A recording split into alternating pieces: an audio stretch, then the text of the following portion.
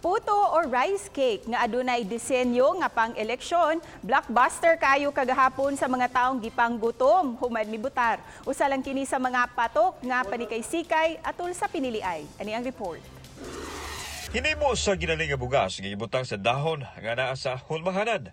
Gawas ang andan nga disenyo sa tunga sa puto, amazing ang uban nga design kay gipahaom sa eleksyon. Sama nining bilog na hugis itlog nga nagpasabot nga shading sa baluta. Anausay mga numero nga alang kuno sa mga kandidato. Mas makarelate daw sa ilang puto mga tao gikang nibutar. Gani anaa pa lang sa dakong lutuanan ang mga puto ananay mga nag-atang. Design na imuhang himo. Kuan mga numero sa kanang baluta. Katulingin. Kulingin. Na-symbolize na kanang kuan. Pero mo rin yung buta.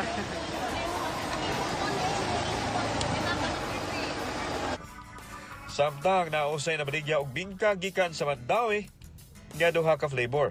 Ang usa traditional bingka ug ang laing usa maoy naay cheese. Samtang wa magpaulahi ang taho nga kinaham sa tanan.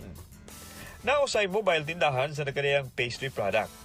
Siyempre, ang pangtulak mao ang bottled water nga mitagbaw sa kauhaw o mipabugnaw sa naglagiting sa kainit sa adlaw.